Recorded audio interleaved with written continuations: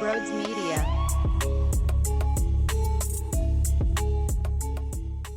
It's too easy. It's too easy. What this was, okay, let's pretend we're watching a movie and there's a couple high school kids, there's a group of jocks, and then there's the dirtier ones. I'm just saying, right? We've seen this before, and they all are in the bathroom, and by the end of it, someone's getting a swirly. Someone's head's in the toilet and it's getting flushed. And by the way, there's a wedgie that's going over the back of the head before you walk back to class, okay? That's what the Phillies did to St. Louis. The Cardinals, their heads were in the toilet, and it was magical, okay? Let's pretend you work at Dunkin' Donuts, and when your shift is over, you throw all the expired food in the trash in the dumpster. Well, then you meet the group of guys in the back of the Dunkin' Donuts, and you throw them in the dumpster, and you close the lid, and you make them sit in that filth for 48 hours, okay? That's what just happened. It was an ass kicking, and they scored so many damn runs. And the best part of it all is on Friday night and on Saturday night, we witnessed the Phils fall down early, right? There's a home run that occurred from Baker. He gets the ball back. Whoop-de-damn-do. You got destroyed. How about my guy? My guy, Christopher Sanchez. Another 6 innings pitched, 2 earned runs, and he doesn't walk a damn soul. Listen to this stat from Corey Seidman, okay? He has walked 10 of 259 batters. There's only 4 pitchers better than that in all of baseball, Zach Eflin being one. But it's so much.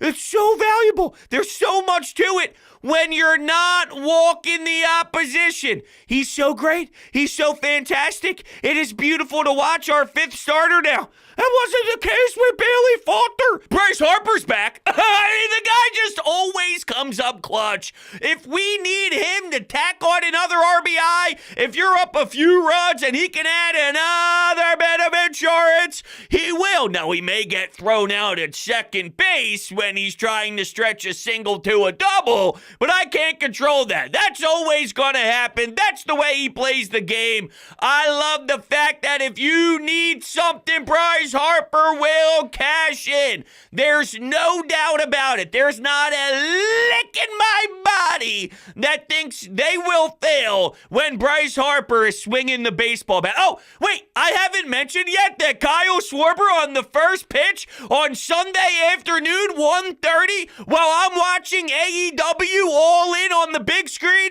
and I got the Phillies on my iPad, and I'm watching it on my lap, and I see that Schwarber with the first pitch. It's a moonshot, and they're up 1-0. That's weird. Kyle Schwarber's fucking incredible. Kyle Schwarber is amazing. Kyle Schwarber is a leadoff hitter, and somebody tweeted at me the second I tweeted that phrase out, that Kyle Schwarber is a leadoff hitter. Wouldn't it be way sweeter and way nicer if it was, I don't know, a 2-run shot or a 3-run shot? No, that's my answer. No, it wouldn't.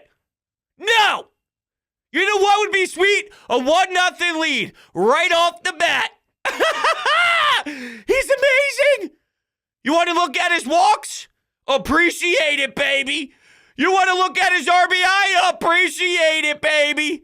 Ground rule doubles this weekend, knocks in a run. You name it, this team was able to get it.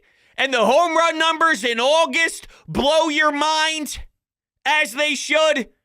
The amount of runs they scored in the last 9 or 10 games blows your mind, as it should. Brandon Marsh, Nick Castellanos, they're smacking around the baseball when the game's basically over. I didn't have to sweat for 1 second. Were you sweating when Craig Kimbrell was on the bump with a few guys on base with a 3-0 lead? Not really. I wouldn't call that a sweat job, because the St. Louis Cardinals, they're sad.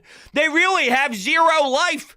They are beat down. They know that they will get obliterated by this team. And the Phillies just took control. We've basically been waiting for this version of the team from first pitch early in the spring.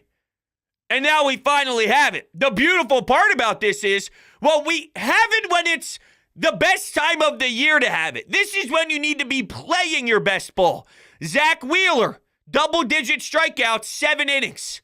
Aaron Nola, 9 strikeouts. You know, somebody mentioned to me after the first 2 games, so Aaron Nola was taking the bump, and we were questioning, would it be a sweep or would it be a disappointing Sunday afternoon where you're still happy, you're still pumped because they did their job, and they took the series and you move on to the next one? Why can't they kick a team when they're down? Why can't they take all 3? And then they brought, well, Aaron Nola's on the mound. Brodes, do you feel confident? And I'm not taking a jab here at Aaron Nola at all. I was just looking at the opponent, and I thought, even Aaron Nola couldn't screw this one up. And seriously, that makes it seem negative towards him, like I had zero faith in the guy. It's not that I have zero faith in the guy. I have a lot of concerns with him, but it doesn't mean he can't ever put it together. Of course he can. But I look at that Cardinals team, they are a gross group of individuals.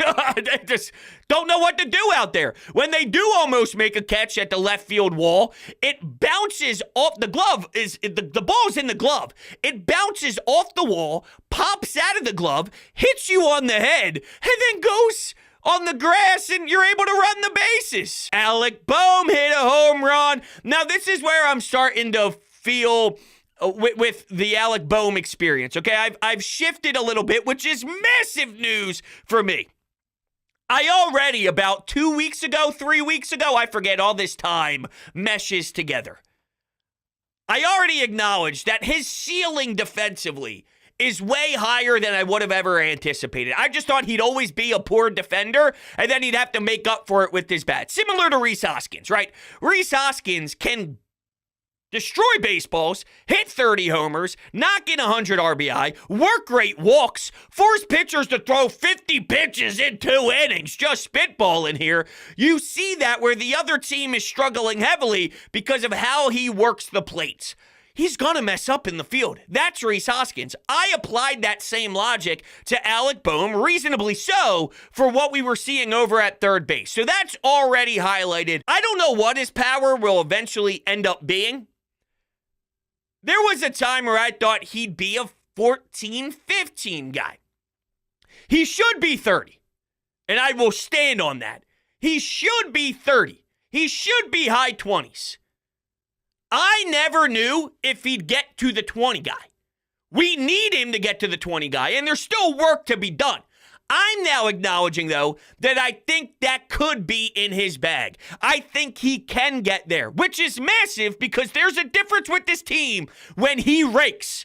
That's what I've been begging for forever, was that shot he had this weekend. So the fact that he's flirting around the possibility of sniffing 20, anything under 20 home runs for Alec Bohm is very, very, very unsatisfying to me. I don't think that that's good enough. I never thought he'd get there. Now I'm wondering, can he? And I really hope that 20 is in the very near future here.